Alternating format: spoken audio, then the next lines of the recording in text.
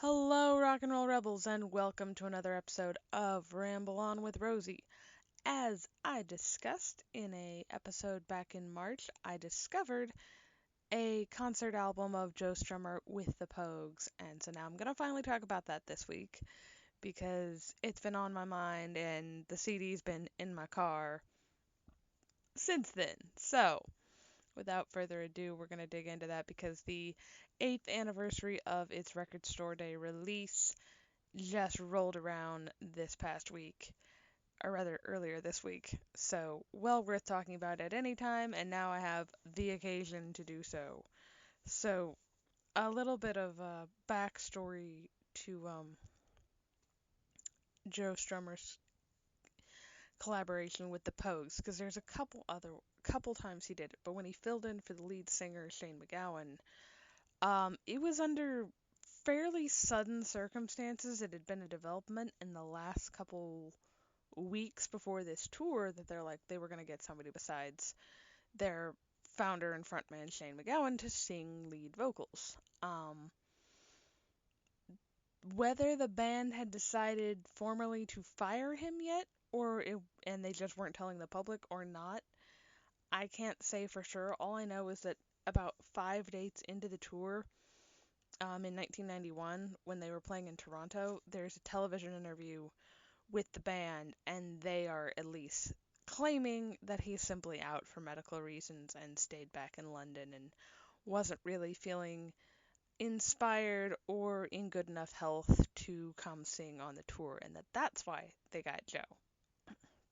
Which, um, not really quite sure how truthful they were being, because a month later, when they were playing in Germany in November, it was pretty much public knowledge that Shane MacGowan would not be returning to the Pogues, which caused some uproar amongst diehard Pogues fans, as it would. You know, your founding frontman who you're used to fronting this band is no longer there. I mean, not sure that they had anything against Joe particularly, but simply he's not who they were expecting and or wanted, because they wanted the main dude. So when they played in Germany, there was actually members of the crowd were chanting for Shane before the concert. After a couple songs, though, most of them had stopped chanting, and by after song number 2 or 3, Joe got up and stood on the barrier between the stage and the audience, and in true Strummer style, confronted the remaining people chanting for Shane in his usual blunt manner, and said, "Who's going to help me who's going to help me beat these guys up?" Which I think that shut the guys up, and if that didn't, certainly Joe's knockout performance would shut anybody up, because he does a really good job with these songs. Like, I enjoy this album immensely. Obviously, if you follow my Instagram at all, you know I love my Irish folk music, because that's all I talked about for March. One song every day. So, and in fact, I did do a Pogue song. I did the story of young Ned of the Hill. I was trying to think of the title. I think that is the title. I was just sort of like the song about hating on Cromwell and wanting him to burn in hell. It's pretty much what the song is about. It's a giant diss track on Oliver Cromwell. Written in the 20th century, which proves that, some grudges die really hard, of course. Annihilating an entire town like Cromwell did Drogheda might cause some long-term generational bitterness between people from Ireland and Cromwell's legacy. But moving on from discussion of the leader of the English Commonwealth, back to the music. Um, I, for me, side note on Joe standing up for himself, is that it's such a Joe thing. Not just flat out confronting them and being like, "Hey, who wants to help me beat these guys up?" But I mean, Joe stood up for openers who opened for The Clash and people who would open for him solo, who would get booed because people wanted, the main act, and he'd come out and chastise them. And I feel like that's the same energy here, where it's just like, no, I deserve respect, and the band, the Pogues, deserve respect for their choice in picking me as their, front man to fill in for Shane. So shut up and enjoy the music and let that speak for itself rather than, coming in with these preconceived notions, which, such a characteristically Joe thing to do. And honestly, I don't know how the Pogues could have picked a better fill-in frontman than Joe. He had already toured with the band in 1987 when rhythm guitarist Phil Chevron was out with an ulcer, which it's just how he got that job alone is wild. Like Phil Chevron invited him over of an afternoon to teach him the guitar parts, and like the next day he had to play in a Pogues gig, and so he had all had his crash course lesson with Phil, and then in tiny little print, because I've seen a photo of it, he on a long strip of paper taped all the notes for the guitar parts to the songs on the well, it would be the upper part of the body of the acoustic, so you've got like that 4 inches of width to the acoustic body, and so the sheet of paper was like 4 inches top to bottom if you're playing the guitar, and about a foot or two foot to a foot and a half long, with all these tiny, very little. Because if you've seen Joe Strummer's handwriting, it's very neat, much neater than you'd expect. Neat handwriting with all the guitar parts that he would need to have in case he got lost. I mean, might be easy to do when you've had an afternoon to learn this entire part. I will try to post the picture on my Instagram with Joe where he's posing with this guitar with the notes taped to it. It will probably be for Music Crush Monday because, not gonna lie, this is the new background on my phone. Joe's quite smashing looking in it. But moving on from my giddy girlish crush on Joe Strummer to the actual musical content of my show. The important things. Attraction is irrelevant. Um, like I was saying, the Pogues could not have done much better than Joe for a replacement, because not only had he filled in for Phil, he had also produced their latest album, their 1990 album of Hell's Ditch, and he filled in 91 and 92 for Shane as lead singer. So he produced the last album that Shane sang on, and then promptly filled in as lead singer as the band sort of uh, dealt with some personnel change-ups and whatnot. So to the actual album, which can be found as the Record Store Day release or on the 30 Years anthology of the Pogues. The concert has like 22 songs in it, 14 of which Joe sings the lead vocals on. He does some fairly prominent backing vocals on a couple other songs. And of those 14 songs he sings, 4 are Clash songs. Well, really only 2 are, but the other 2 are Clash staples, even if the Clash did not write them. Because I Fought the Law, obviously, the Clash did not write, but it's one of their signature songs. Same way with Brand New Cadillac. And this version in the concert of I Fought the Law that Joe Strummer does with the Pogues, I Fought the Law sounds brilliant with the traditional arrangement. I mean, the traditional instruments, rather. Maybe it's because it is such an older song that it, has stronger roots in, traditional music, even though it was still kind of a rockabilly number when it came out. Regardless, the version of I Fought the Law from this concert is really good. Has some really standout accordion that gives it an almost Zydeco flavor, which, Cajun girl that I am, I love me some Zydeco, especially because it's so dang danceable.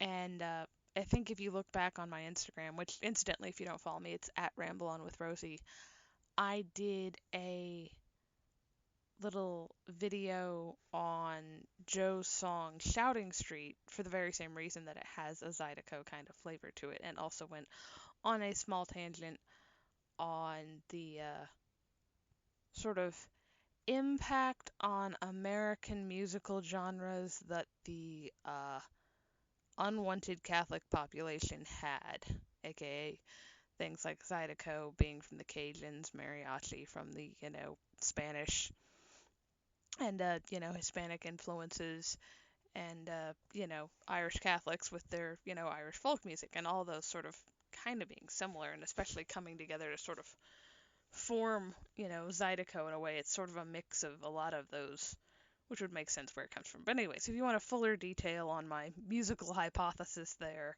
check out my Instagram. If not, we'll get back to Brand New Cadillac, the other song that they cover that's a Clash song that the Clash didn't write.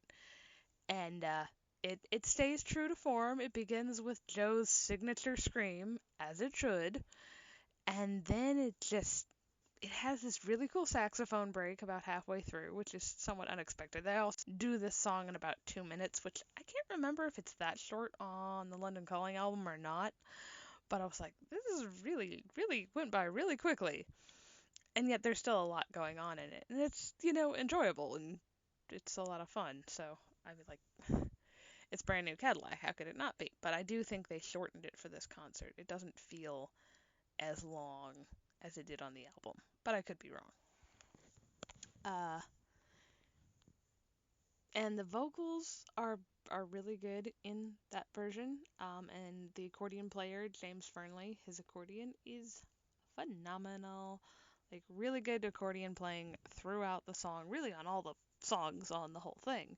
They have an excellent accordion player, so top, recommendations for that. I mean, really, all their players are enjoyable and good, and worthy of mention. In fact, there's an interview on YouTube with Joe from 1988, so he hasn't even filled in as frontman yet. He's just filled in for Phil Chevron on rhythm guitar, and he does like a breakdown of each band member and has, something positive to say about everybody, while not just being like an insipid nice guy, which is just, the charm of Joe Strummer, as I elaborated on at length in my Kindness Calling episode, which is all about him and like my most listened to episode, so I feel like I must have done something right there. So it's, check out that interview if you have an interest. It's a really good interview. It's sort of a introduction to the Pogues by Joe Strummer. And then the other two songs that are Clash songs, not Clash cover songs, that made the show. Well, the first one is London Calling, which Joe literally introduces with, "Are there any Clash veterans here?" or fans or something like that. But he's like, "Clash veterans, present," something like that. I can't remember the exact wording, but he refers to them as Clash veterans. I'm like, the Clash hasn't been gone that long. Seriously, you make it sound like no one wants to, knows who the Clash is anymore, which, I mean, you'd have to. I mean, I'm willing to bet 300 years from now somebody knows who the Clash is. If not, they seriously should, because, well, they're the only band that matters.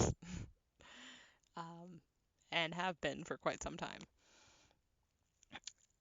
But, uh, it's sort of that line and some of the other things, surrounding this. Like, if you've watched the Future is Unwritten documentary on Joe Strummer, he's still sort of getting back on his feet at this point, and the Pogues are giving him that opportunity to perform live. So he may actually be a little bit, uncertain about whether anybody knows who he is or wants or knows who the Clash is.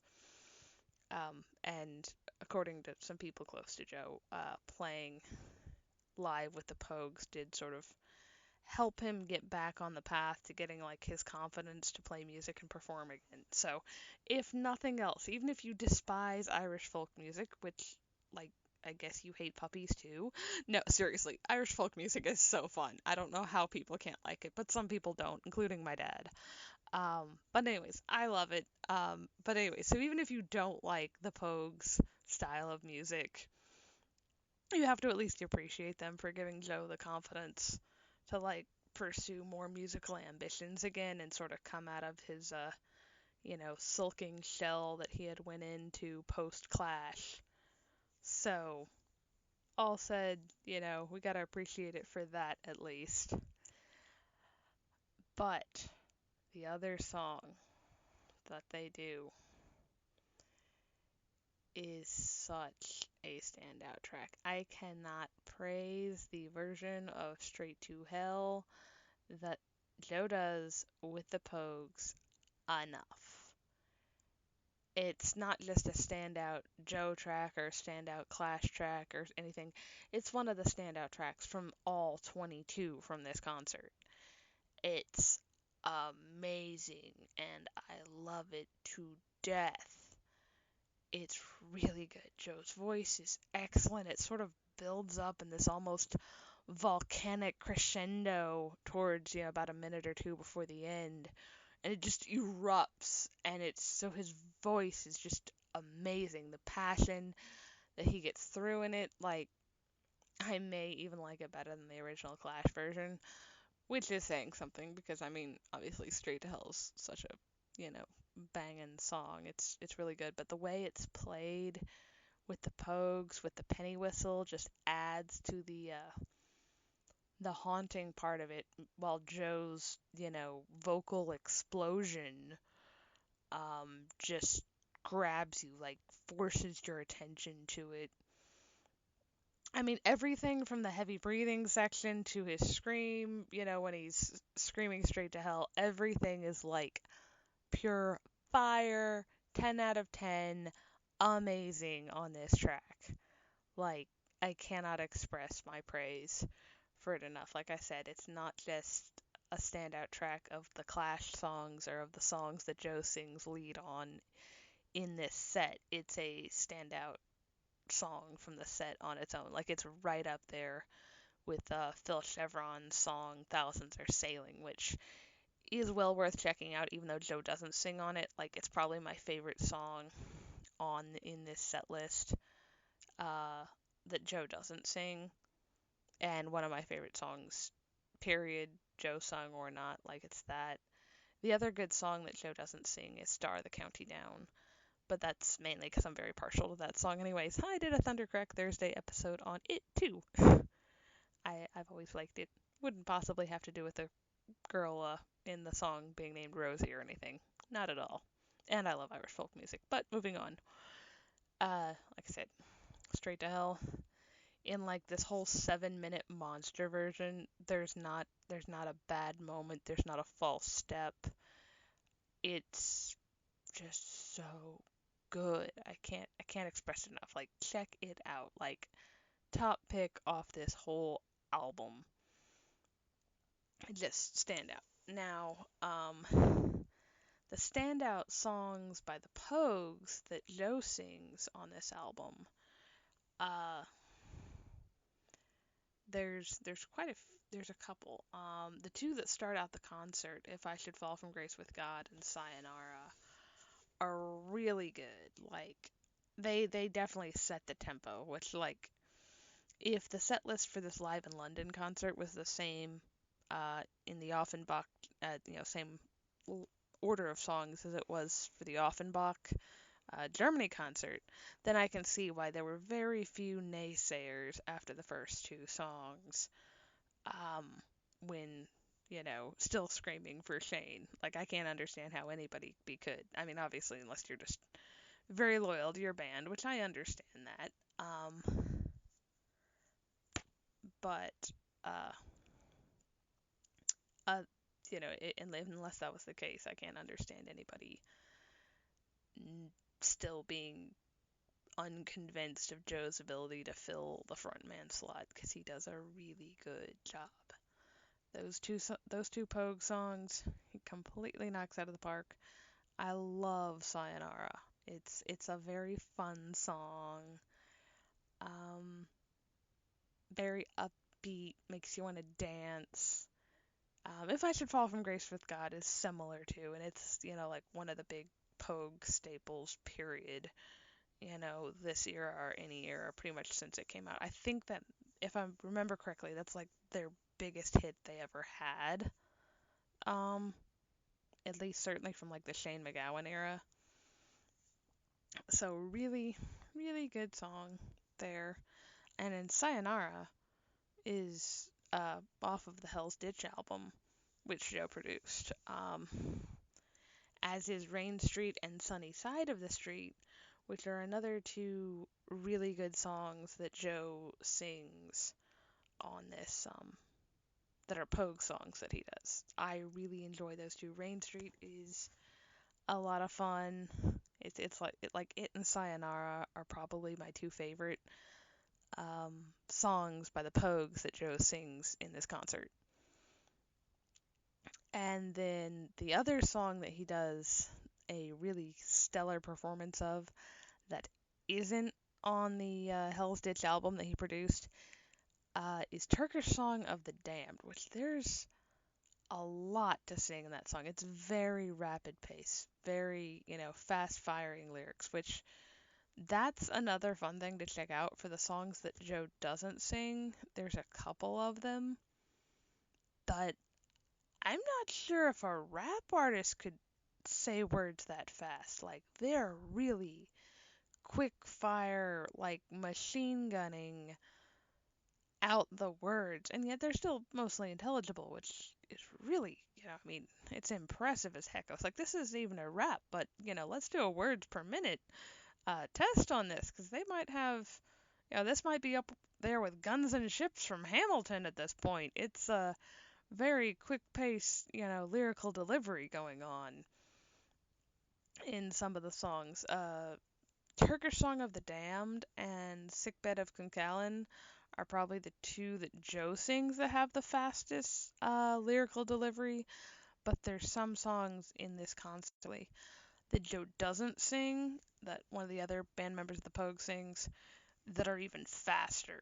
It's crazy. I'm like, this is seriously impressive stuff.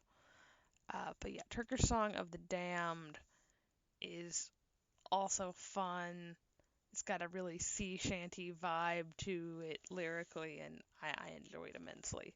Speaking of lyrics, all those songs I mentioned were either written or co-written by Shane MacGowan, which in that 1988 interview that I mentioned where Joe Strummer is talking about, the Pogues individually as well as his collaboration with them, he has nothing but like the highest praise to say about Shane MacGowan, saying that he's a poet and one of the finest writers of the century, which, like, that's not bad praise coming from an even finer writer of any century. Like, I'm not here to go on excessively about Joe Strummer, but I am here to go on excessively about Joe Strummer because Joe's songwriting, the amount of, well, I mean, him and Mick Jones too, we can't leave Mick Jones out, but really the lyrical writing in The Clash was mainly Joe, especially for the seriouser songs. So, like, the amount of information he gave his audience if they were willing to listen, it can't even be, like, when it comes to educating your audience, he surpasses Bob Dylan. Like, you're so informed for listening to the Clash songs when you really listen to them. And even with his solo stuff and the Mescaleros and all that, just they make you think. So for somebody of that high caliber of songwriting skill themselves to go and name, someone else as one of the finest writers of the century, like, I'm not gonna lie, I love Joe's taste in music over here, because I'm like, you're over here, at least songwriting specifically, because he's over here complimenting Shane MacGowan, and I do enjoy the Pogues, but he also, as I mentioned, I think last week, no, the week before that, when I did the episode on Bruce Springsteen's Human Touch and Lucky Town albums, Joe's also a huge Bruce fan, and wrote like a giant fanboy letter about it to Mojo Magazine. So, like, I like his taste in music, and I like Joe's music itself. And this collaboration with the Pogues, not the least of which. It's like a marriage of two of my favorite things. It's like when I talked about the Minstrel Boy song in my Minstrel Boy episode and Joe Strummer's cover of it with the Mescaleros. And it's just like Pinch Me is this real, one of my favorite artists who's not an Irish folk music artist is doing an Irish folk song. And in this case, he's doing several Irish folk songs, albeit they are modern. I'm not gonna lie, I was a little sad when I listened to Star of the County Down in this concert and it wasn't Joe singing. I was like, come on, why can't he sing my favorite song? So unfair. But that's like my only complaint with this concert. I was like, Joe didn't sing my fave song, so I'm sad about that. But it's still a really good version, which, funny, I was driving to like church the other day blasting the Star of the County Down version from this album. And like this Corvette just looks over at me like with the in there they've got their top down like it probably expected me to be blasting, like I don't know, something that wasn't Irish folk punk. They looked duly confused when I'm just headbanging to Star of the County Down. I was like, no, y'all don't understand how much I love this song. But that is my fun antidote. Um, Listening to this album has, inspired me to get back into dancing more and even try and, renewed my love for Irish folk music even more than it already had been renewed by talking about Irish folk songs all of last month. Between those two things, I'm like, okay, I might actually have to learn at least a few basic steps for Irish step dance because I want to dance and I have tap dance shoes. So, anyways, all those side tangents aside, highly recommend that you check out this album. It's really good. Really, really good album. Like you can find it on YouTube in parts. I think you can if you search it song by song, you might be able to find the entire thing.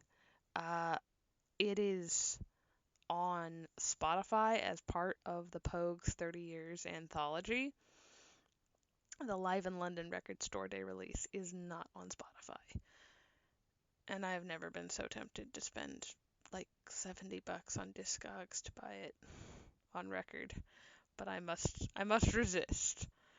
I'm like I want it, but no, I can't justify spending that kind of money. So somebody else spend the money and enjoy listening to it on vinyl because I am too poor to do so. And until uh, next time, just listen to the album wherever you may find it. Buy it on vinyl if you're financially able to do so, because I can't. And be kind to each other and rock on.